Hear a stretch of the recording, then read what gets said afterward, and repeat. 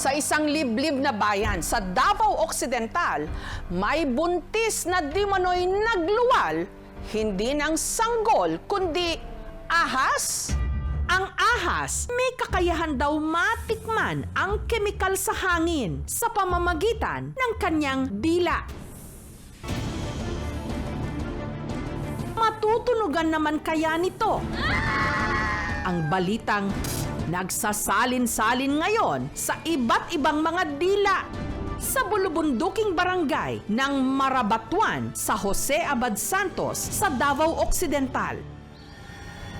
Na dito may isa raw babae na nanganak daw ng ahas. Ala, may mata! Nanganak si Auntie Day, bitin ang nigawas, tas ang bata napa sa sulod sa iyang tiyan. Ahas ang pinanganak mo? Kikan siyang hinahanjod, gawas ang bitin. Puro magyud sa bitin. Siguro yun na ako kay nakitaan yun sa akong duha ka mata. Ingon ko kay kambal sa akong anak. Yellow green, na ay liog, na ay ulo, na ay mata. Grabe paglisod. Hilak. Tingala ko kay upat pa ka bulan nganong nigawas man. Pud ko'y mahikap diri sa ako ang ano. Kung nitungtong siya siyam ka bulan, maunay pagtuo nila nga, maunay iyang kambal ng kanang bitin. Ito na nga ba ang kauna-unahang kumpirmadong kaso ng kambal ahas?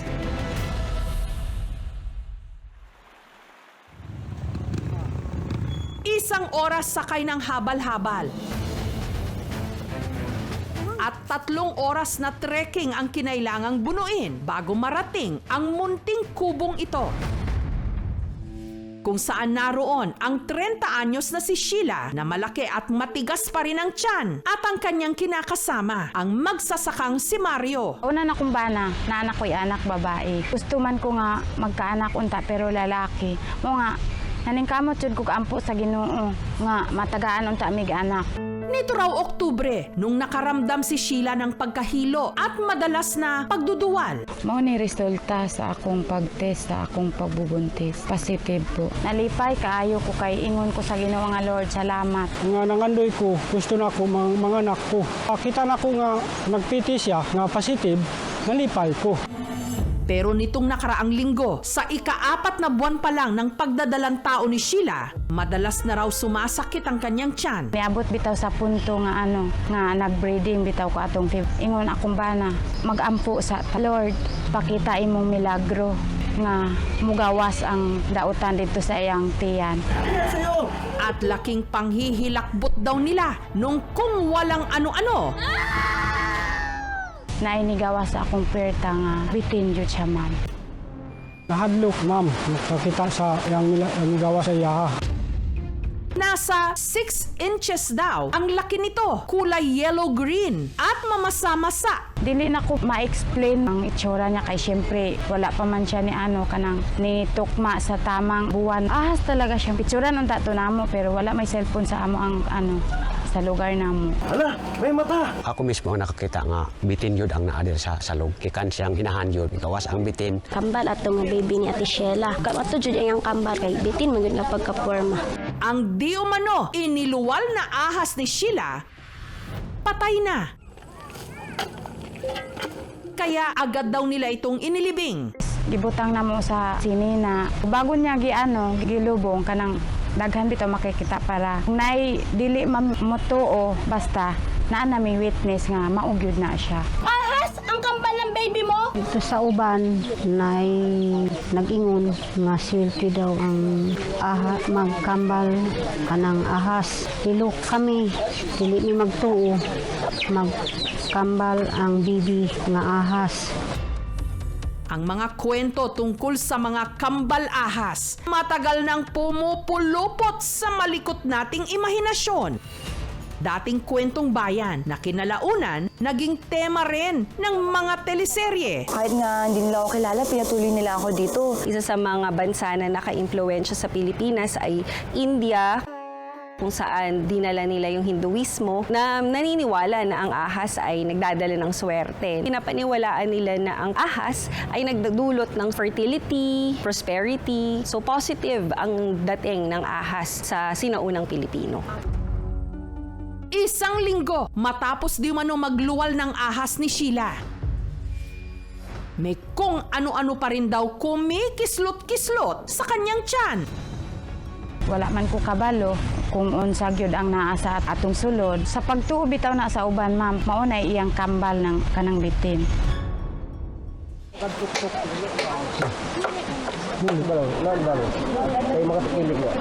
Tungod sa kalisod sa among dalan, tungod sa kalisod sa akong misis, ang ilang gigamit duyan pero sako tapos kahoy ang ilang gialsahan sa akong misis. Ambag kay nga cereal ba? Sinamahan sila ng aming team na bumaba ng bundok.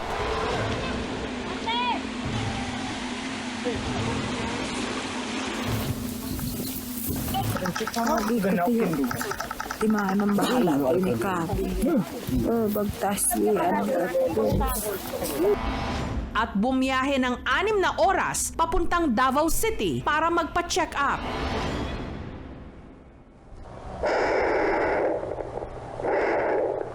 Sa fetal Doppler ko, hindi ko narinig yung heartbeat niya.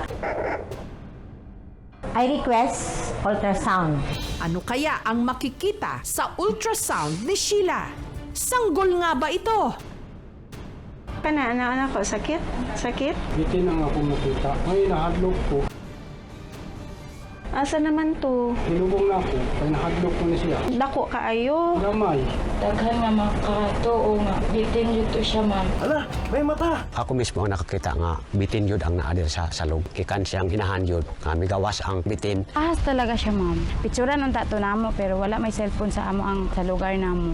At para raw patunayan na ahas ang iniluwal ni Sheila, Di rin ako ilubong ang bitin karon ukayo nato ni para makapamutuod mo nga gilubong na ako. Diri mamo. Mao ni ang akong gibutos nga bitin.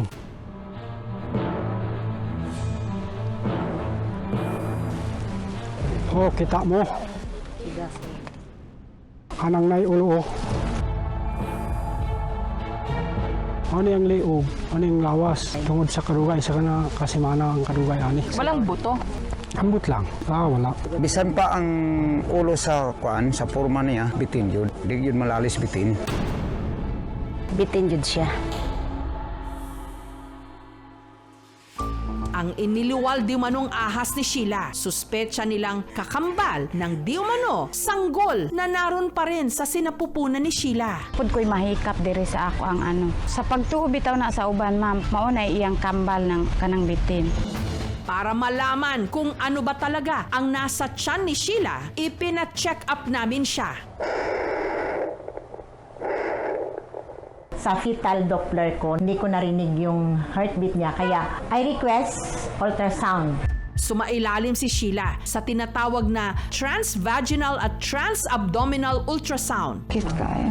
Ang nakita, hindi, ulitin ko po, hindi ahas, hindi rin sanggol, kundi isang malaking bukol na tumubo sa ovaryo ni Sheila.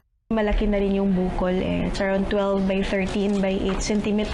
Ang possibility na pwede siyang maging cancer is mataas. Ang recommendation sa kay Sheila is to get her into surgery para malaman natin kung anong klaseng bukol yung tumubo sa kanya. Nganong nahilakman ka kay dili ka makatuo nga dili ka buntis? Sige lang, try and try lang. Chance pa, Dok, na magbuntis siya? Oo naman, kasi she's 30-year-old. Tapos nanganak na siya before. Tanggap gihapon ako kay dili siya para sa amo. Pero kung hindi totoong buntis si Sheila, paanong nag-positive siya sa pregnancy test? May mga type ng ovarian tumors kung sa mga ovaryo na nagsisecrete din ng hormone ng beta-HCG. So, posible talaga maging positive yung pregnancy test niya kahit na hindi siya buntis. Bitin ang akong nakita. Bitin. Oh. Ang bitin, mangitlog man na sa, kumbaga, murag manok ba, di man na siya diretso bitin. So, dili siya bitin. Unya ang tao, dili manganak og bitin. Ay, tinapos Yes, oo. Mao yun na siyang tinuod. We cannot really say if it's really fetus or what. Based on the examination, yung ultrasound kasi, hindi siya naging buntis. Pwede siya blood clots brought about by the tumor. So ang kailangan lang talaga nila is education. Ipaintindi lang talaga sa kanila na kung ano yung mga paniwala nila is iba din sa nakita natin na resulta. Samantala, dahil ang bahay ni Sheila at Mario nasa gitna ng gubat, natural lang na merong mga gumagapang na ahas. Katunayan, madalas daw silang nakakaengkwentro nito. Nagkalain-lain niya bitin ang nianha sa among balay. Dili pod kaparehas ang iyang kadako, dili pod kaparehas ang kanang iyang color. Maguna akong bana sa iyang umahan. Makita na lang nako nga mugawas diri sa iyang sinina, ma'am. Naibitin nga mianha diha sa among balay, ma'am. Gipasagdan ako. Wala na ako gipatay kay hadlok ko. Ingon na, giingnan nako ang bitin. Ayaw na sigig anhi diri kay wala na kay luna diri sa among kinabuhi. Nakita siya nga grabe paglisod. Most likely, it is due to yung environmental factor. Kung masama ang panahon sa labas, masyadong malamig, hahanapin nila yung warm, cozy place ng bahay. Ngayon, kung masyado naman mainit, lalayo sila. Mas mainit ang tao kaysa sa kanila. At most likely, hindi naman sila lalapit doon unless nagambala sila at merong itlog doon sa sulok ng bahay, poprotektahan nila yon. Kung papasok siya sa katawan ng tao, hindi nila habit yon.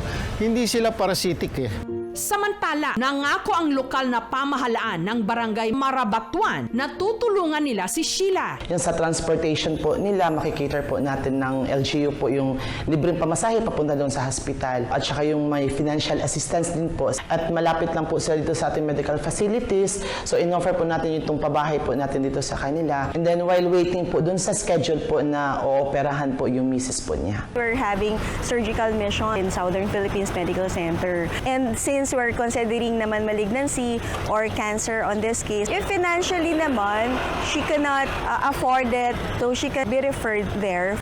Nagbigay rin ng pinansyal na tulong ang aming programa. Ma'am, thank you po, ma'am. Salamat kayo, ma'am. Ang mas problema ngayon ni Sheila, hindi kung ahas ba talaga ang kanyang iniluwal, kundi ang pagkakatuklas ng kanyang sakit na para ring ahas na sa kanya trumaydor.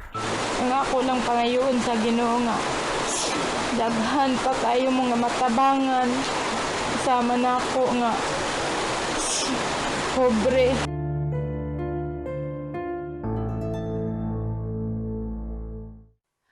Thank you for watching, mga kapuso. Kung nagustuhan niyo po ang videong ito, subscribe na sa GMA Public Affairs YouTube channel.